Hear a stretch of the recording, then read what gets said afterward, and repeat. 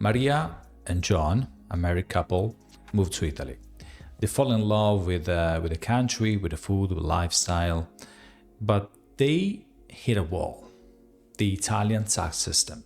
One day, John gets a letter from the Agenzia delle Entrate saying he owes taxes in Italy, while Maria, who lives in the same house, does not. Now, how is that even possible? Today, we'll explain one of the most surprising tax loopholes in Italy: how spouses can legally have different legal addresses and fiscal addresses in Italy, and why it matters so much. In Italy, this concept, this principle of tax residency is split in two very different things: the legal residency on one hand and the fiscal residency. And these two can sometimes overlap, but they don't always. That's where things get more complicated or interesting, if you want. The legal residency, as named as Residenza anagrafica, is where or what you register at the local town hall, the municipality, or the comune. It's where the government thinks you live for administrative purposes.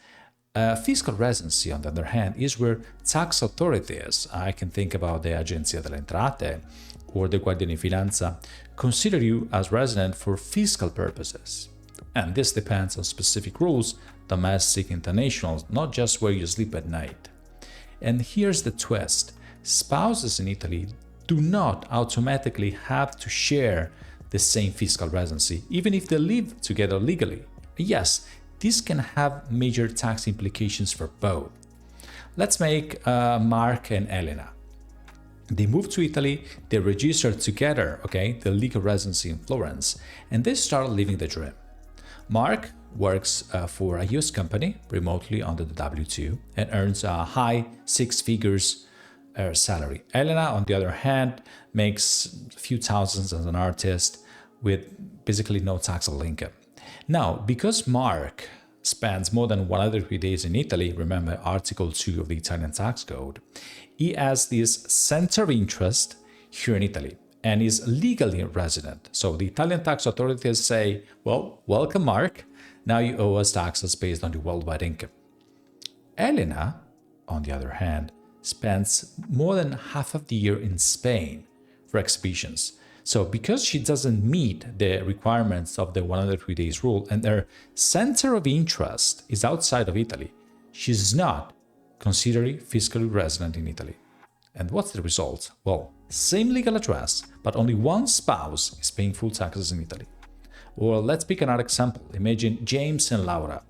James is a retired British citizen who moves to Puglia, drawn by, the wine, the weather, the food. Laura, his wife, runs a business in the UK and frequently travels back and forth. James registers a legal resident in Italy and opts in for the 7% flat tax regime for people retired for work. This means he pays a super low tax rate, the flat 7% on his foreign pensions and no wealth tax. Meanwhile, Laura, who still spends the significant amount of time in London and has her business there, by the way, is not considered fiscally resident in Italy, and she remains a UK tax resident. So, same household, different tax treatment, and in this case, it's perfectly legal.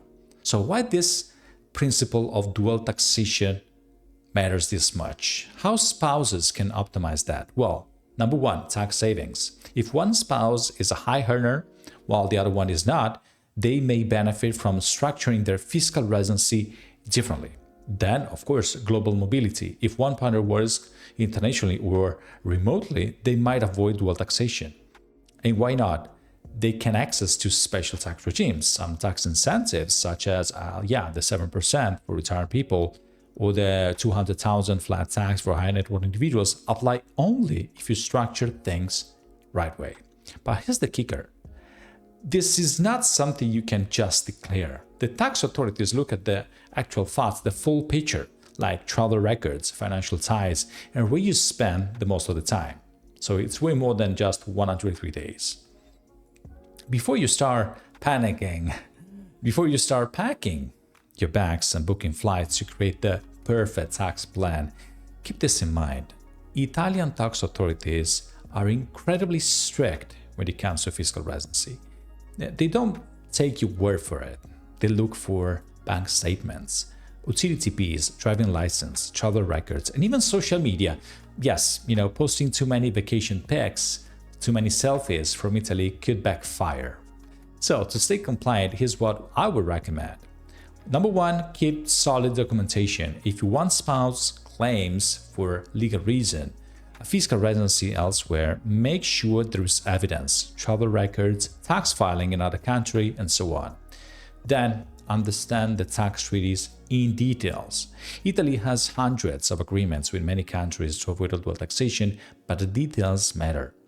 And yes, I have to put myself in the list, speak with a professional. The cost of bad tax planning is always higher than the cost of good advice. So what's the power of strategy? At the end of the day, understanding how legal and fiscal residency work in Italy is not just a matter of compliance only, it's about strategy.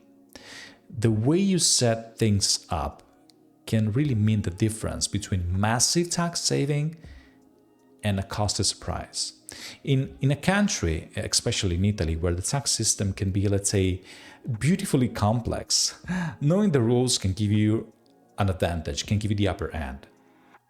So if you or your spouse are moving to Italy or wondering how to optimize your residency situation, make sure you get the right guidance from the very beginning, because when it comes to taxes, guessing is very expensive, but planning is profitable.